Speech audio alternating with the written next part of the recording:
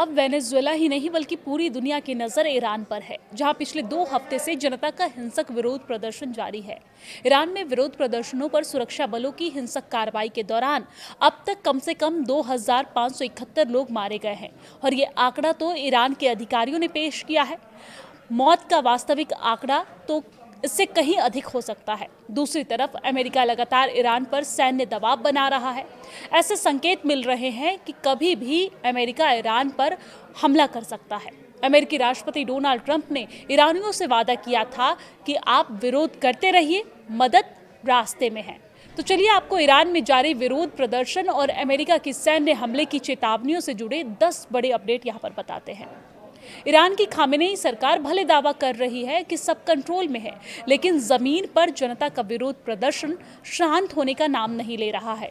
America स्थित मानवाधिकार कार्यकर्ता समाचार एजेंसी HRANA ने बताया है कि उसने अब तक ईरान में इंटरनेट ब्लैकआउट के बावजूद पिछले 17 दिनों में 2403 प्रदर्शनकारियों, सरकार से जुड़े 147 लोगों और 9 असंबद्ध जो कि किसी भी तरीके से नहीं जुड़े हैं वैसे नागरिकों के साथ साथ 12 बच्चों की हत्या की पुष्टि की है।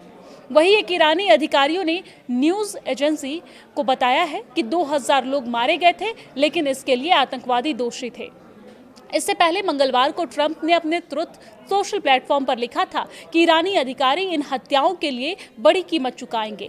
ट्रंप ने ईरान के लोगों से विरोध करते रहने का आग्रह किया। उन्होंने लिखा कि ईरानी देशभक्त विरोध करते रहें, अपने संस्थानों पर कब्जा करें, हत्यारों और दुर्व्यवहार करने वालों के नाम नोट करके रखें, उन्हें बड़ी कीमत चुकानी पड़ेगी। मैंने प्रदर्शनकारियों की बेतुकी हत्या बंद होने तक ईरानी अधिकारियों के साथ सभी बैठकें रद्द कर दी है। मदद अपने रास्ते पर है। Make America great again. जब पत्रकारों ने ट्रंप से पूछा कि मदद रास्ते में है से उनका क्या मतलब है, उनका क्या तात्पर्य है, तो ट्रंप ने कोई खास जानकारी साझा करने से इनकार कर दिया। उन्होंने कहा कि आपको इसका पता लगाना होगा। I am sorry.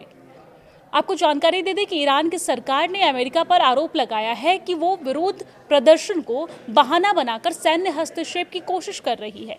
यूएन में ईरान के मिशन ने एक्स पर पोस्ट करते हुए लिखा कि ईरान को लेकर अमेरिकी कल्पनाएं और उसकी नीति शासन परिवर्तन में निहित है, जिसमें प्रतिबंध, धमकियां और जानबूझ पर फैलाई गई अशांति और अराजकता सैन्य हस्तक्षेप का बहाना बनाने के तौर तरीके के रूप में काम कर रही है।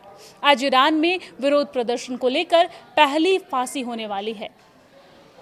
पिछले गुरुवार को 26 साल के इरफान सुल्तानी को गिरफ्तार किया गया था।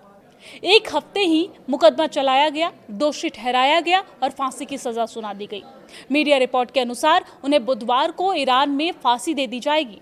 उन्हें तेहरान के उत्तर पश्चिमी बाहरी इलाके में स्थित कारज में गिरफ्तार किया गया था। सुल्तानी पिछले सप्ताह गिरफ्तार किए गए हजारों प्रदर्शनकारियों में से एक हैं। डोनाल्ड ट्रंप ने मंगलवार को चेतावनी दी कि अगर ईरानी अधिकारी प्रदर्शनकारियों को फांसी देते हैं तो वो बहुत कड़ी कार्रवाई की तरफ जाएंगे। ईरान को बार बार सैन्य हस्तक्षेप की धमकी देने वाले अमेरिका नेता ने कहा कि अगर उन्होंने ऐसा कुछ किया तो हम बहुत कड़ी कार्रवाई करेंगे, जब वो हजारों लोगों को मारना शुरू कर देंगे।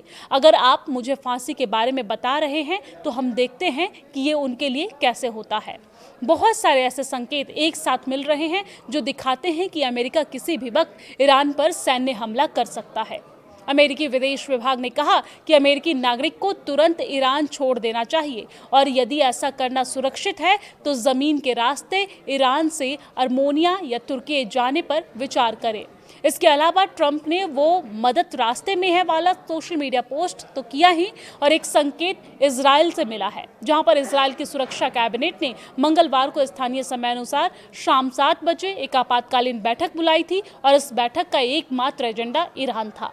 इसके अलावा अमेरिकी रक्षा मंत्रालय ने भी अपनी सक्रियता बढ़ा दी। द न्यूयॉर्क टाइम्स की रिपोर्ट के अनुसार अमेरिकी अधिकारियों ने पुष्टि की है कि पेंटागन राष्ट्रपति ट्रंप के सामने ईरान के खिलाफ व्यापक सैन्य विकल्प पेश कर रहा है। रिपोर्ट के अनुसार ट्रंप के विशेष दूत स्टीव विटकॉफ ने बीते वीकेंड ईरान के क्राउन प्रिंस रेजा पहलवी, जो अमेरिका में निर्वासन की जिंदगी जी रहे हैं, उनसे गुप्त रूप से मुलाकात की।